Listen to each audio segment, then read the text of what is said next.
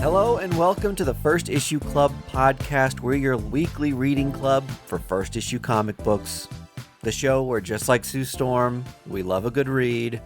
There's nothing better when good words are on pages. You hear gulps on the mics.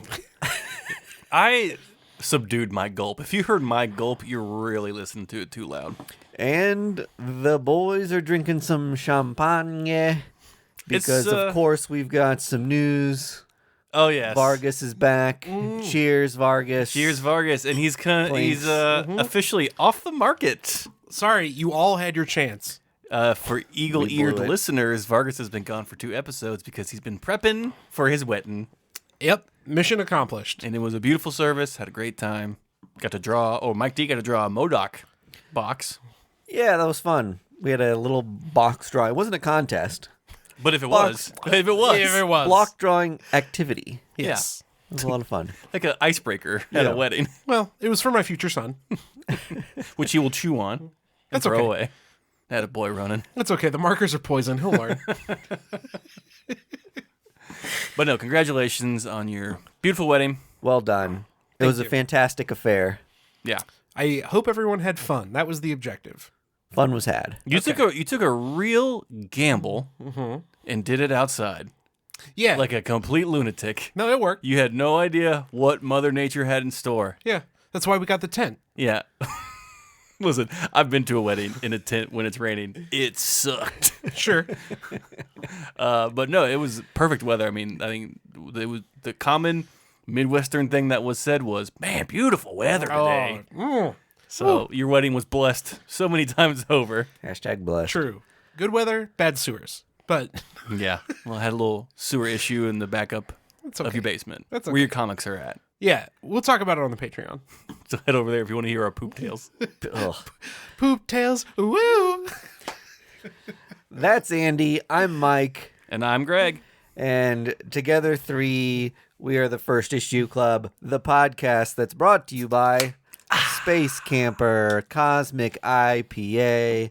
Yum, yum, gimme some down in my tum-tum. A beautiful brew with all the hops that you want, exploding your taste buds. Can I get a little bit in there?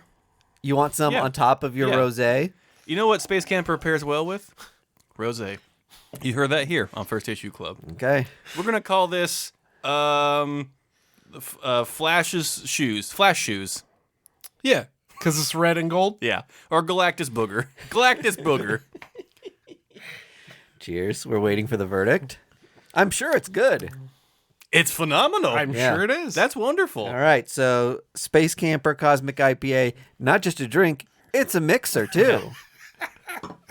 Every episode, we're now going to invent a drink. What does Space Camper taste like when you add water? Or another Space Camper? Actually, I bet it would make a pretty killer black and tan if you found the right darker beer. Like, what's a dark Boulevard beer it could go with? Didn't they have a stout called Dark Truth? Yeah, they do. Yeah.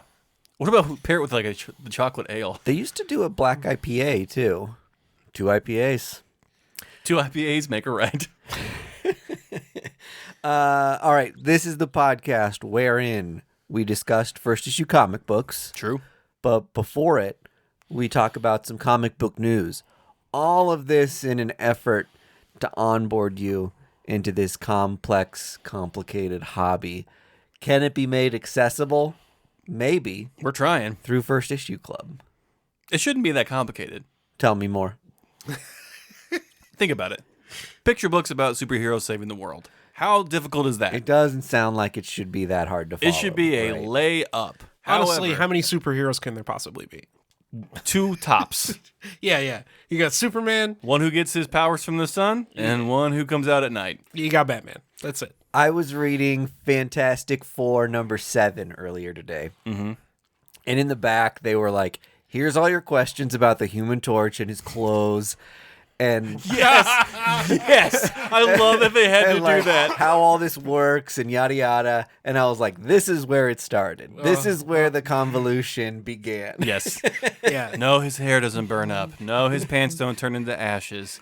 Yes, it hurts when he pees. Like Stan Lee's just like, why do I have to make all this shit up? Think about that. at some point in humanity, there was like the first guy who was like, wow, this fantastic story about these people with amazing abilities. How come that guy's clothes don't burn when he becomes the Human Torch? Yeah. And not only that, it forced him to write a letter Yeah. to the publisher. I believe his name was Buzz Killington. The first of his name. First of his name. But many did he breed. Oh, Lord. I wish we had a documentation of when the first actually was. Oh, I'm sure it was in reference to Superman. It might have been Stan Lee himself. Think. been. Someone was like, Stan, the Human Torch's clothes would burn up when he turned on. And Stan was like, actually, Excelsior. Yeah.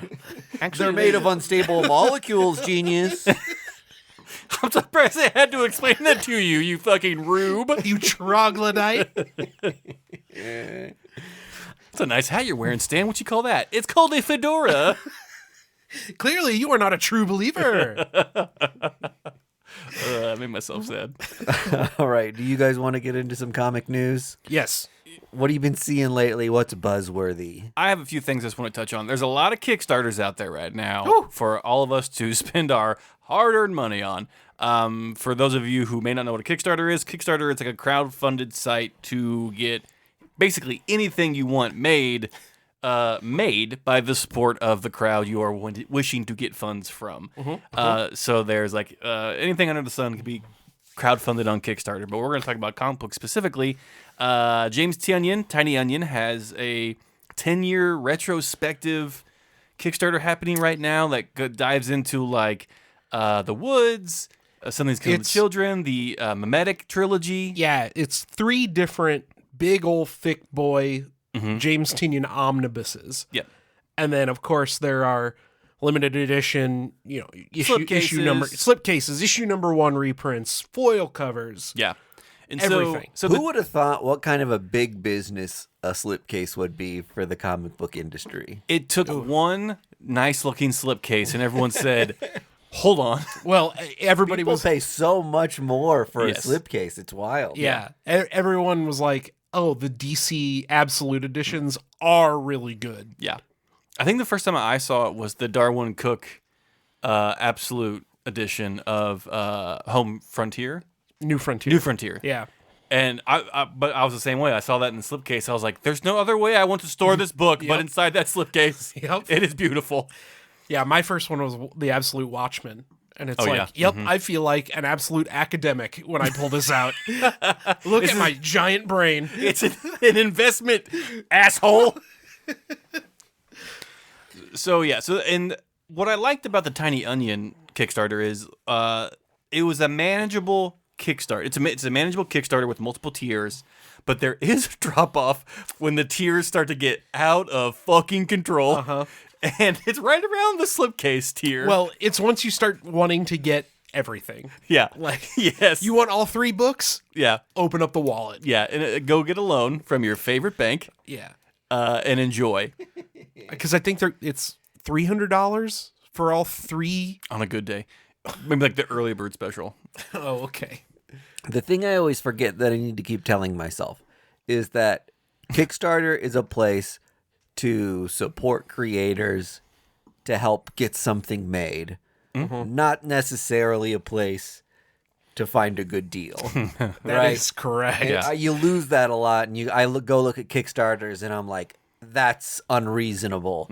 But you got to remember the money you're paying, the intention, I guess originally anyway, Yeah. is to fund a thing being manufactured. Sure, and I'm not trying to disparage the Tiny Onion Kickstarter. No, I know but you're I'm not. trying to give you guys pause for the sticker shock you are about to receive. For sure. Another great Kickstarter I saw was the G.I. Joe IDW Skybound team up of like basically every G.I. Joe comic that's been printed. I think Marvel included. Yeah, most They of them. formed some mega deal of just like, all right, they're all in one book. And those have fancy slipcases. In addition, you can choose to be a Joe or a Cobra. So if you are a completist, you're boned because you're going to have to get both because one is a fancy blue color and one is a fancy red cover. the thing I like the idea of what they're doing. The thing I wish they would do is make the books a little smaller, because these books are fucking tomes. Yeah, they're gigantic. It's 4 volumes, and I'm missing some. It's like 12 inches thick. Yeah, it's at least G.I. Joe 1 through 50, plus the Transformers miniseries, G.I. Joe special missions, I think 1 through 20. Okay. And then some like annuals and one-offs and all that kind of stuff. So like everything. I'll say probably 70, 80 issues over 4 volumes. And listen, if you're a G.I. Joe fan, you're eating. You are eating good. Oh, yeah. Because this is finally the place where it's all collected in one. You can go back and read it. Our friend Joe is a huge G.I. Joe fan. He was geeking. Yeah. All that stuff is really hard to track down, especially when something's been done across different publishers over the course of like 40 years. Yeah. So consolidating that into one mega thing is really nice. It was what, $300?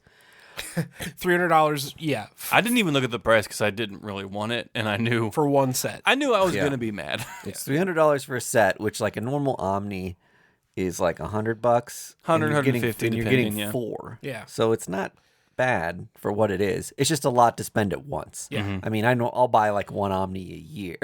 Yeah. But you're totally right about the size of the things. If they could have, it would have been nice to cut each of those in half. You've got the Flashpoint Omnis right behind you. Yeah. On top of those speakers, sucks to read that. It's almost unbearable. Yeah. Because you get to like the middle part, and like you can't see the whole page when it gets to that. Yeah. So Plus, you feel like you're summoning a demon. yeah, you're opening the Necronomicon, Yeah, exactly. peering into your orb. It's unwieldy. It is nice to be able to read that many issues of something back to back, but it is cumbersome to carry around. I'm honestly hoping Bezos figures out the Matrix and I can just download these things into my brain core and just get rid of all my books. But until that day, we have Kickstarter to thank for collecting all these wonderful issues together. You want the reading experience gone. You just want like an immediate knowledge I just want transfer. the knowledge. If I could learn karate in a millisecond, you bet I would get a brain port. Almost made you spill your rosé there, my friend. Almost. Okay, so any other Kickstarters? Just this is one for me. Elephant Men was a comic that's that came right. out on Image that I love. They're doing like another series, like a short little shot or a couple issues. Go check that out if you want it. I loved Elephant Men when it was coming out. It was this weird kind of cerebral mixture of these big hulking creatures that were elephants and buffalo and zebra. Was one of them a detective? It was kind of like a detective noir. I never really read any of them. It was. It's a fascinating story because it was basically like a Dr. Monroe mad scientist thing of like these women were forced to give birth to these hybrid animal creatures, and then like they kind of were considered second-class citizens because they were used primarily for war and stuff. And so like now that the wars are kind of done being fought, you have these just like gigantic beasts with nothing to do. They're just a part of society. Then now they're just a part of society, but they're still kind of looked down upon. Yeah. It's an amazing read. There's like I think 6 or 7 volumes you can go find pretty cheap on eBay. And it was just a lot of fun. I know Budget King loves the series, which is a no-brainer for if you know who Budget King is. But there's a new Kickstarter out. I think it's ending soon, so if you want to go check it out, I highly, highly suggest it. Sick. Speaking of complete editions and anthologies, getting all the stuff in one place. Andy was telling us about a little Humble Bundle earlier. Oh, wow. Okay. Yeah. So Dynamite has a Humble Bundle going right now for their 20th anniversary, and it's like $20 or $25, and you get 20,000 pages of comic book. All digitally. unorganized. Yeah. Single issues in short boxes digitally. You have to put them together yourself. But it's like 74 trades of comic. That just shows you how much Unbelievable. Dynamite values their books. Well, it's for charity. I'm kidding. It's for charity. It's an insane deal, though. I mean, it's kind of a no-brainer. Like, Sure. you name a Dynamite book, and like most of that is in this. Yeah. There's a ton of Army of Darkness stuff, Vampirella, Peter Cannon. Bond? There's some Bond. There's even some like mini series they done. Control from Andy Diggle is in Oh, there. okay. Devilers, Terminal Hero. The list goes on. The list On goes and on. I for mean, 20,000 more titles. again, like name a thing, and it's probably in there. Yep. It's kind of a no-brainer for me for 20 for $20. $20, Yeah. like if you're curious about anything Dynamite has put out, and you have $20 laying around, there's no other way to do it. I mean, if you enjoy 1 out of 5 comics in that series, you've made your money, right? Yeah. I spent $20 on worse, to be honest. Yeah. Like today.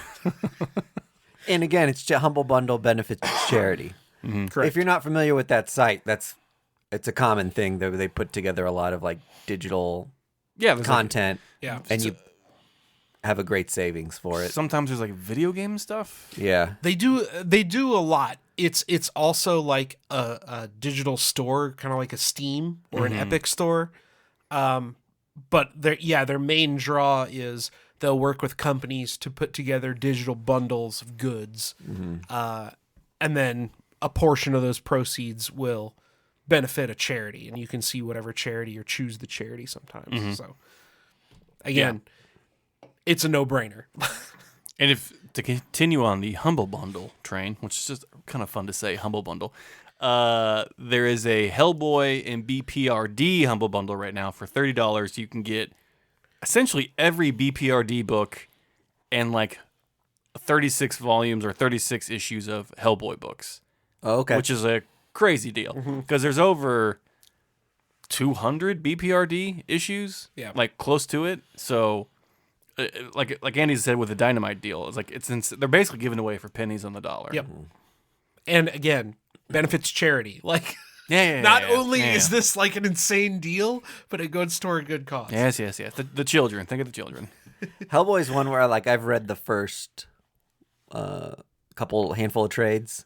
So good. But otherwise, it's a blind. Like BPRD is a blind spot for me. God, BPRD is I know people love it. Phenomenal. Yeah, I need to. There's do a that one. arc called The Devil You May Know. So good. That was the sound of Greg's head exploding again. And then being in reborn. slow motion. I am Rose. He has rosade. He has rosade indeed. And as for that, that's pretty much it for comic book news and content. It's become a slow nice week. try. Batman Ninja's getting a sequel. Oh my god. Okay. And done. No, that's it. I did see there are rumors now that Disney's trying to cast Taylor Swift as some like character from Marvel called like the Blonde Phantom. Yeah. Does that sound familiar? I saw. And it's like a Golden Age character. Yep. Which, if you don't know, Golden Age is what, like 40s? Yeah. They don't need to do that. I mean, it would be an awesome bit. There's To have her be anyone but Dazzler? Yes. Yes. there's one there's one modern appearance, and it's in She-Hulk as like sensational She-Hulk as like a bit. That it's like, oh, these old characters are coming back. And that book showed up on cover prices like 10 books that are like Sure it did. rising Sure in it did. value. Give me So a break. people have been selling that and getting it slabbed, and I thought that was funny because that's really the other. But before the news broke on that, or I guess calling it breaking news is not a little overdoing it, but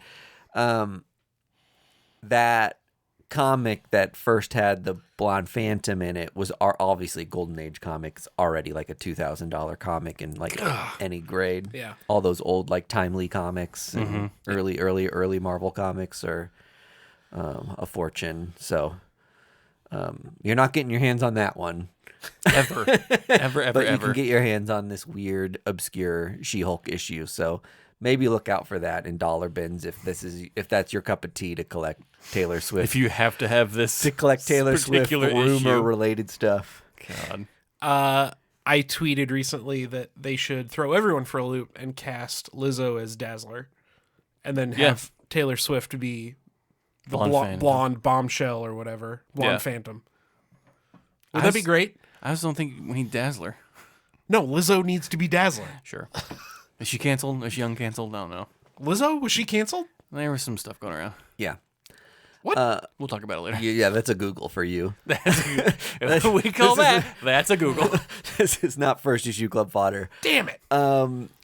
I sometimes dislike when a character is used as a throwaway bit, at least a big character, because I would like to see some sort of Dazzler stuff, but I feel like when they use it as like a throwaway, they're like, okay, that's canon now. This person is that character. It's going to be like 20 years before we reevaluate using that character as like another thing for something. You know what I mean? Yeah. So I don't know how I feel about it. Mike I wouldn't D's- mind a cool like having a Dazzler show up in X-Men. I think would be cool, and doing like a funner comedy. Yeah. So your stance is, come on, guys, let's be serious. Let's be serious about these Give Dazzler the superheroes. gravitas she deserves. Give her the time she needs. If you introduce that character and it doesn't have like 10 minutes on screen, I'm gonna be like squandered. Oh, so you don't care about the context. You just want her to have. You don't want it to be like, look at Dazzler, and then it just cuts. Yeah, away. I have a feeling if this happens, it's gonna be like a 30-second scene, and we're on as like there she just walked by. Yeah. What if they did like they did in Deadpool 2, where they had like Shatterstar and Zeitgeist show up, and then they then immediately die. Immediately kill them off. That's annoying. Yeah, I guess that's an annoying thing, but those characters Mainly because Dupe wasn't there. I'm less attached to. But you are attached to Dazzler. Yeah. I What would if say she's so. there and Travis Kelce is super pro? Oh my god. Holy shit! Now we're talking. We are cooking on this episode today, boys. Could be. That'd be funny. That would be funny. I think he'd be up for it. Yeah. Travis, Funny guy. No, Jason Kelce is NFL Super Pro. That's even funnier. that the guy No she's one would dating. understand that reference. Doesn't matter. Yeah. Because Travis Kelce needs to play. What was the trucker comic? Like US 66? Yeah, Highway 66 or yeah, something. right. Or he could be on Team America, Yeah. which is actually a Marvel comic, not the very funny Matt Stone, Trey Parker puppet movie. Was Highway 66 a Marvel comic? Uh-huh. Oh, I didn't realize that. Yeah. All about truckers. How about that? Super truckers. Super truckers. La-ti-da, the best kind. Aren't they all, though? Really keeping America running. True. America runs on truckers. And Duncan.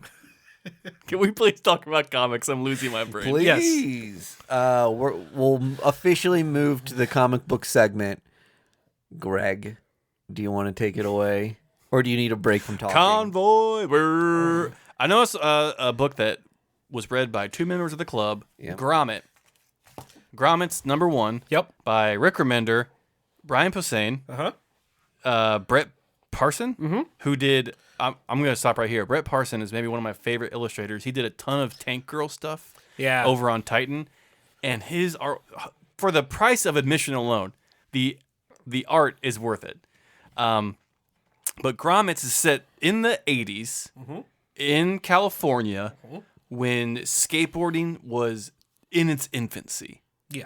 Was no one had even ollied yet. This is Lords of Dogtown stuff.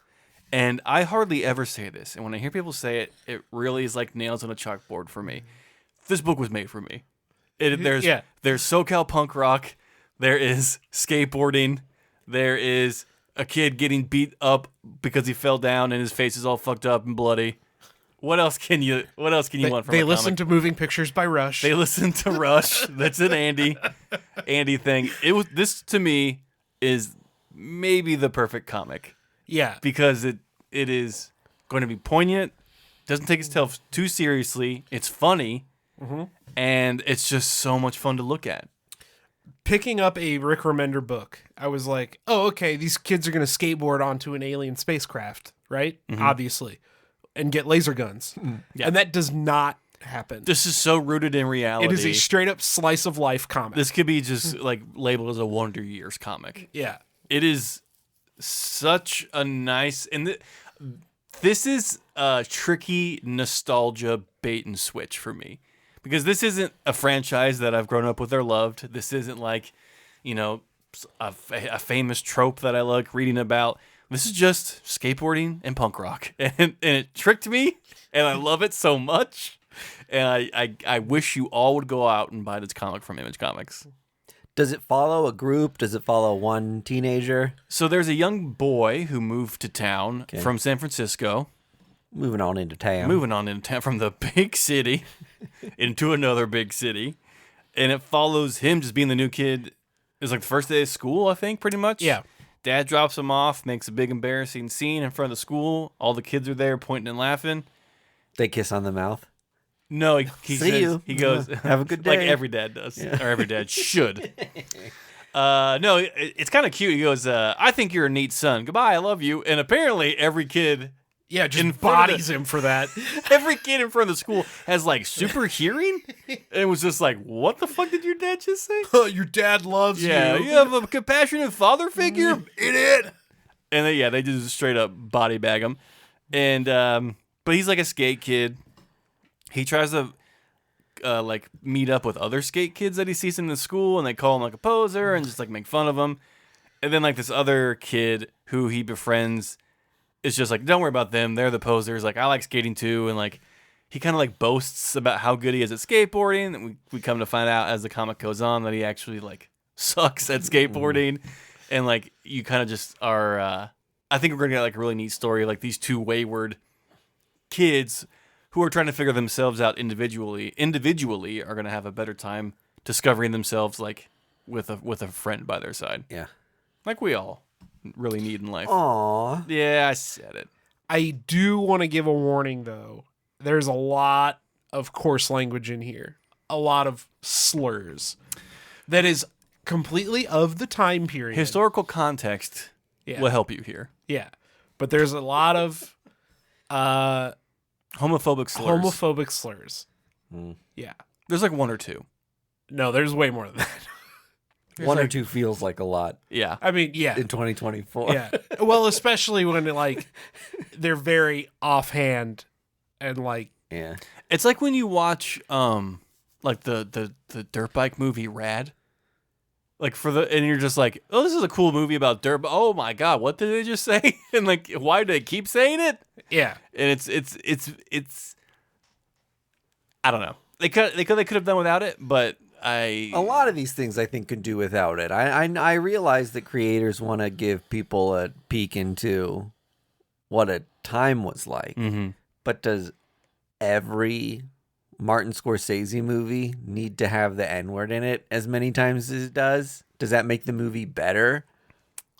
No. Yeah. Especially the movies that aren't really like a commentary on racism. Like if that's not part of it, then I don't know that we need it in like the cultural context of a movie that's just about like something else. So I'm glad you said that, because that was almost what I was expecting, was that like these two kids turn out to be gay or discover, have some sort of like moment or, intimacy with each other that neither of them were expecting. Yeah.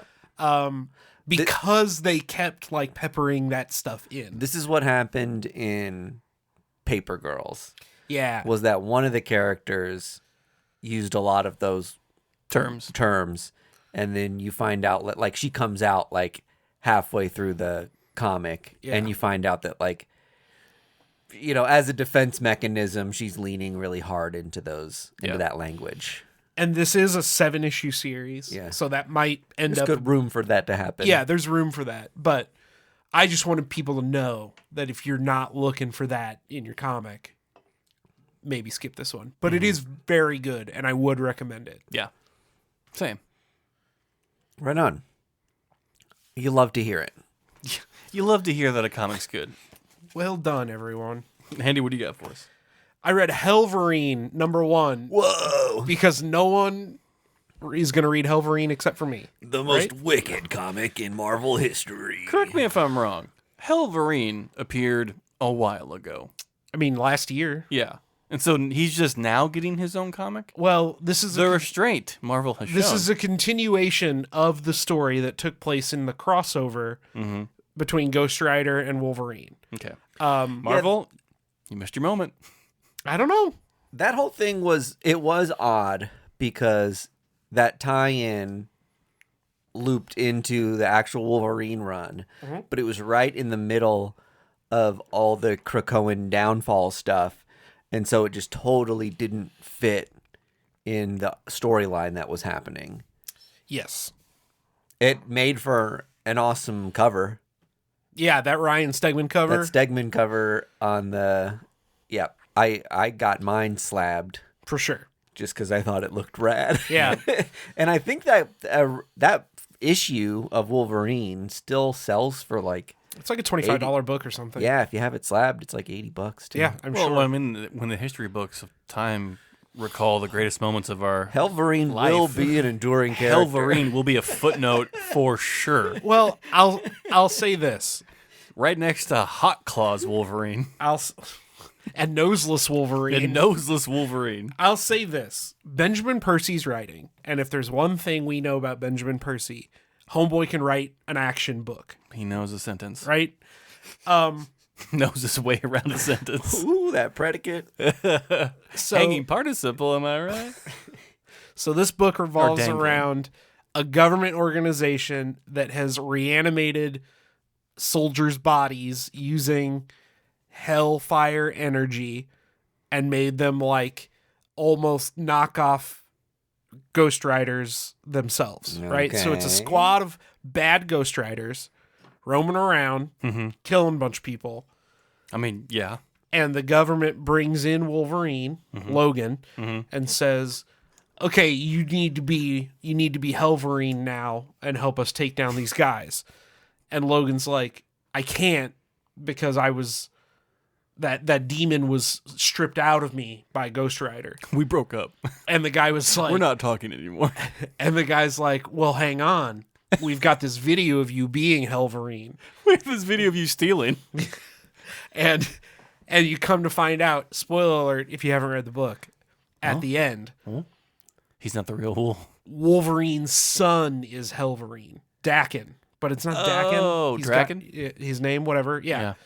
Oh, He is back from the dead as Helverine, okay. right? Interesting. That's pretty cool, right? You guys were knocking this. yeah. So, Question. yeah. How long till we get other Hell versions of our favorite heroes? Oh, it's going to be over the top in like a 1 minute. Hell America. Well, Can't wait. Let's check in 60 seconds. In the Hell internet. Marvel. Hell Widow. Death of the Hellverse coming summer 2026. If it's... Thank you, Cullen Bunn, for serving your country. Yeah, whatever you need a kick-ass cryptic event, you call Cullen Bunn in there right now. I mean, it's setting itself up for Hell Spider-Man, Oh, dude. Yeah, I mean, Hell Glob. you know I'm buying the Hell Knight Yeah, comic. even if it's just variant covers. Yeah. It's, Okay, I'll say this. Is this kind of a goofy bit? Yes. But if there was one person I would trust to write the goofy bit comic, Oh, it's Benjamin Percy. based on like the Predator stuff that he's done alone, the Predator versus Yeah. Wolverine series alone, And the Wolverine he's written.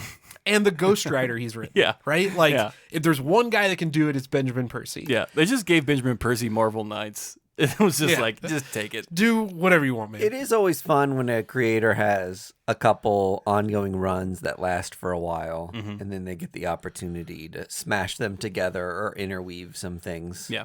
I love that. Hey, Benjamin, do you want a Reese's Peanut Butter Cup? Your two characters you're working on? Yes, I do. One of my favorite. One less book to write. Yes. That was his whole idea. Can I still make the same amount of money? I'm tired, and I'm forgetting who's who. Technically, I'm still That's- writing Ghost Rider book and a That's Wolverine how I book. got Helverine. I just was sniffing too much ether, got the names mixed up. Boom. Your favorite character? It did remind me of when Nathan Edmondson was writing Punisher and Black Widow at the same time and had them cross over, and it was literally the same story, the same like interaction told in two different like Yeah. Oh yeah. interaction. Anyway. It reminded me of that. But Sweet. Helverine is fun. Was this a one shot? No, this is a limited. Oh, thank God. This is an ongoing. I almost said. I thought you were going to say ongoing. This is an ongoing. I was 50 like, issues. We do not need an ongoing Helverine. Hard disagree. Chrome cover only. There was a chrome cover for a shiny cover for this. Of course there was. It was $6.99. Wow, that's actually The foil covers are getting cheaper, yeah. and they should be cheaper The because supply chain must have been straightening out. best quality. Some of that stuff comes out like real scratchy with like lines and stuff down it. Yeah. Yeah. I don't love the foil covers. But you buy them. Not if they're scratchy. I buy less of them. Yeah. I do like them. If they've got a print, all of the She-Hulk one, you got me a copy of Yes, that I one. did. Where she's got like several like pool noodle things taped all together so she can Stay up. stay up. Yeah. She's showing feet on Maine, so.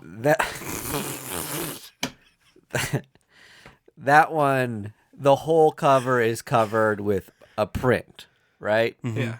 When they do the things that it's like there's a lot of white space and you just see the chrome come through, I get the idea that that should look cool because you're letting the like raw foil pop and that looks like silver in texture, but the paper just doesn't come out of the printer nice a lot of times when you leave it raw. I'll agree with that. Yeah. I prefer a spot gloss. Ooh, Same. I love a good spot gloss. More expensive than foil. Man, I'm so glad we're in I'll agreement pay with the that. extra $1 for the spot gloss. Yeah, How about all that? right, I like it. Yeah, I like a good die cut, to be honest. I mean, Take some of my cover away. well, give me an extra cover and then. Yeah, an extra cover behind it. Tease me. Withhold from me, Daddy. I read William of Newbury by Michael Avon Owen.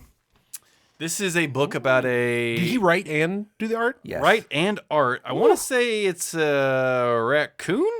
We'll say raccoon, who is a monk going to different real cities in England during the Middle Ages and taking care of demons. That is sick. You had me at raccoon. This book was incredible.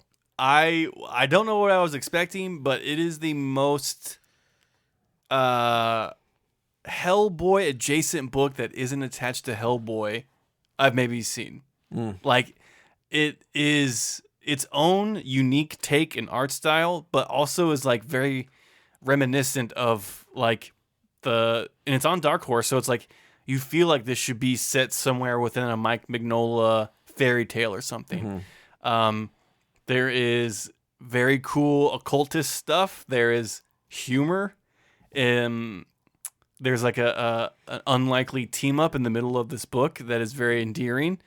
And it's all anthropomorphic animals just acting like people do. And it's if you are into Beast of Burden or Hellboy or anything of that style, you definitely need to pick up William of Newbury because it's like just another slice of that pie that is filled with herring. I don't know. I think we're in the middle of an anthropomorphic animal comic renaissance. It's about time. Like the animal books are hot right now. The prophecy has been foretold. when the time is high and a Patrick Hovarth comes down to save us all, animals standing on 2 feet like peoples will reign. It will never not be cute. And it's like but the book like that's not the bit of the book. It's just like look at these crazy animals. It's like it's kind of like Redwall and like other books or like Seeker of the Nim. It's like kind of like it adds an extra layer of eeriness and foreboding when it's these like tiny critters doing these gigantic magical things. Sure. And that's what really brought me in to this book and kind of kept me engaged with it is like just how fleshed out the characters are and how like everyone knows their role and everyone communicates in their own unique way and like you get the personality so quickly. And it was just like kind of a phenomenal first issue, to be honest. Excellent. Yeah. Is this an ongoing or a limited? I don't know for sure. I want to say limited. Okay. I'm gonna go with limited. If I'm wrong, Michael, please correct me. Michael, please forgive me. But it's a really, really good time. Dope. I looked up because the name was familiar. William of Newbury is a 12th century historian. Oh, Oh. You don't say. You must have some. Was other... he? Does it say here in the Wikipedia that he's a raccoon? A raccoon? They should have talked about that. Don't think it mentioned. It should have been a raccoons very in here. highlighted thing. There he is. No, Was he a monk? Like Tony Shalhoub? Not sure. It is funny because I say monk and then I said Tony Shalhoub, as in the show Monk. Yeah. This guy, the raccoon, William, kind of acts like Monk. He doesn't like getting all dirty and like touching stuff, but he likes hunting down demons and like solving these big paranormal things. That's so, cute. I don't know. I'll be purchasing this book. And like the artwork is, I mean, we have it pulled up right here on the computer. Oh, yeah. I mean, you can tell the influences are there. Oh, yeah. But it is just such a wonderful, wild read. Damn. He's Sold. somebody you think of as an artist, but he's written some really good fantasy. Yeah. Yeah, comics. for sure. Yeah, so go check it out, William of Newbury. Highly recommend. Right on. You got me, Greg. You got me. Does it, Mike, real quick, does it say it's a one of whatever right here? Not seen it. I don't see. I still think it might be a limited. It is on Dark Horse. I can't remember the last time I picked up a Dark Horse ongoing. Right. I mean, even the Hellboy stuff is kind of limited. Yeah, it's kind like of 4 segmented issues. stories. Yeah. I mean, the way that it's set up, it could do exactly what Hellboy does, of just like telling these short, segmented 4 to 5 issue stories, but still continuing on in the universe that Michael's created. Sure. And I hope it does, because it was kind of a fun break from all the other comics that I've been reading. Yeah. It was a nice, refreshing take. Dope. I hope I used enough adjectives to get a pull quote. Yeah. To send you to a friend of ours podcast, I believe Oblivion Bar just interviewed They did, yeah. Michael A. Von Oming. So They have some. This is going to turn into an Oblivion Bar commercial. They have some like bananas Yeah. interviews coming up. They're doing Brian K. Vaughan pretty soon, and I know this is like one of Chris's bucket list interviews, so I am like pumped to hear the Brian K. Vaughan interview. right on. Dope. Is that it? Are we done? That's it? I was gonna say I read Kid Juggernaut, which is it a Marvel comic? Yeah. Listen, hold on. Shut up. Who knows what that could have been? It's the sequel to Helverine. Helverine versus Kid Juggernaut. Holy shit. No, shut up. They're going to make it. One of the things that I just realized is that we never really cover the Unlimited comics, which are On Marvel Unlimited. Marvel Unlimited exclusives, but they're like full ongoing comics, a lot of them, that some of them have gone like past 100 issues by now. So What? there's been a handful of them that have lasted, like I think some of the X-Men ones, and then they do some like anthology ones. Like there's like a love one where they'll do like 4 to 8 issue love story with a character, and then they'll pick it up right afterwards and continue the numbering with a different character. Yeah. There's a lot of cool stuff on Unlimited. I want to say they launched some X-Men book like during House and Powers. Yeah. And a lot of that stuff's just been going. Whoa. Yeah. Okay, cool. Anyway. In any case, this book explains, and I don't know how much of this is like actual Marvel canon or if this was established until recently, but apparently there was a Juggernaut before Kane Marco. Oh. And Well, there is like the stone that gives him the power. right? yeah, The like Crimson Stone of Sidorak. Oh my God. yes. Nerd. So in this in this comic, it explains that Sidorak bid the stone's first wielder to destroy his own like hometown. Oh. And when he refused, he sought out who we know as the Juggernaut, and that person got the powers. Since then, this guy's son, who like never wanted to inherit the powers, has passed away, and then like possession of this amulet has passed down to this kid who now lives in Philadelphia. Canada. Okay. And so it's this like Korean Canadian kid who works in his mom's donut shop and I'm loving every bit of this. Yes. I mean, seriously. and gets this box that he inherits from his deceased father of all his possessions. The perfect jelly And donut recipe. he can't read Korean, but in this box is like a little amulet thing in a case. And so he just opens the case because he's curious and doesn't see the warnings, Whoa, cool necklace. and then becomes the next Juggernaut. Does he have wild. a new suit? Yeah. There's like, or does he have a suit? Or is He just doesn't like- have a suit. He's got like the powers, at least early on. in Does he this. get big? Yeah, he's like Yeah. massive. He is absolutely massive. But, like, just like he's a little playing chonker? pickup basketball in the first issue, and he's just like clobbering guys. This is so intriguing to me. Yeah. So is Kane Marco still Juggernaut? And there are Kane two Marco Juggernauts? is still Juggernaut. Yeah. How can that be? There's two stones, I guess, right? It's got to be. Well, I think the thing is that Sidorak heeded. Is it Marco Kane or Kane Marco? It depends on how you read It's it in a phone Professor book. X's half brother. Yeah, it's a better way to put it. In any case, we'll just say OG Juggernaut Yeah. Jugs. Juggy. was kind of Juggy Made you say it. was called by Sidorak to be like, I need an inheritor of my power. Sure. And then bestowed power. Because I'm about to bust. Upon him. Someone needs to take this. However, the gem still exists. And anyone who touches the gem Gets inherits the power of Sidorak. That'd be awesome if it So took. you could have multiple Juggernauts at once. multiple juggalos out there. Yeah. Juggalos is there, Sid. It'd be awesome if, like, the opposite happened where, like, Sidorak was just like, okay, Kane Marco, I need you to have these powers because, like, no one wants this goddamn stone. And he's like, sweet. And now he's all big. But now that the kid has the stone on, all the power leaves. Yeah, tiny OG jugs. OG Juggernaut. And so he's just like this frail looking, like, reversed nerd from the back of comic books that gets sand kicked in his face. It is Kane Marco. Kane Marco.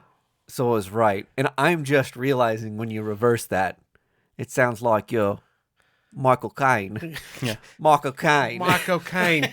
Some people just like to watch the wheel burn. I saw tangerine the size of a tangerine. Mr. Wayne. We're all gonna just do this is the rest of the This is the rest episode? of it. So if you're on Unlimited, or if you haven't Or got, if you're or if curious. you want to do a free trial, like, I don't know, check out that one. That's a good, Yeah. Hell yeah. easy entry point one. Marvel, the that first just one's started. free. Next time you got to start paying us for these ads. This is my thing with Unlimited is that the amount of comics that sit in that database is so daunting. And then these series of even the Unlimited comics, which are like, let's give people something that starts from scratch so they can just jump into a fun new comic and stay in the know. And all before you blink, and they're like, oh, there's 46 of these. And so it's nice that they keep doing new ones so someone can just like, you're a new subscriber, there's something there for you to check out that's new. It sounds like the House of Ideas needs to build an add-on or something for all this content that they're making. More like the warehouse of ideas. Yeah, am I right? Well, that's why I kind of like the idea of that Dynamite Humble Bundle, because a lot of those series are brief. Yeah. Whereas when I get on Marvel Unlimited, it's like, now I can read Amazing Spider-Man from the beginning, and I've spent years 1 through 700. reading. Yeah. I'm like mid 300s now. Yeah. And I just started Fantastic Four, and that's going to take me, Yeah. 12 years to get through. It's I'm like going to start old school Excalibur. Oh, no, I'm not. Jesus Christ. Yeah, Excalibur is another blind spot for me that it's just like, I just don't have the time. Yeah. It's British X-Men. What else do you need to know?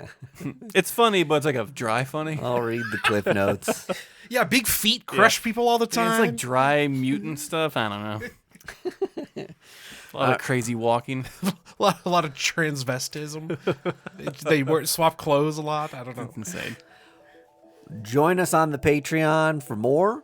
We're not totally sure what we're going to be talking about this week, We know one main thing, which is Andy's going to update us on Blood Hunt. Blood Hunt update. That's right. Because I'm a blood boy. All right, you've read a lot of tie-ins. Is that right? Yes. Yep. All right. And I'd be positive that we're going to have a good time. Blood joke. Bye, everyone. First Issue Club podcast is brought to you by Boulevard Brewing Company, the people responsible for our favorite drinks, the Space Camper Cosmic IPA family of beers. Our show is edited and produced by our hosts Mike DeStacy, Greg Lichtig, and Andy Vargas. You can find us on social media at First Issue Club, and you can join the supporters who keep our humble podcast going on our Patreon at patreon.com/firstissueclub.